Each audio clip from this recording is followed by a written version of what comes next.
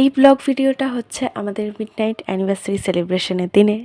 তো আমি প্রথমে একা একাই সব কিছু সাজাচ্ছিলাম, কিন্তু আমার কিছুই হয়নি। আমার তার মধ্যে হাজব্যান্ড এসে গেছে, তো আমি মাঝপথেই ওকে ওয়েলকাম জানিয়ে নিয়েছি আর ওকে আমাকে হেল্প করতে বলছিলাম যাতে কাজটা তাড়াতাড়ি হয়।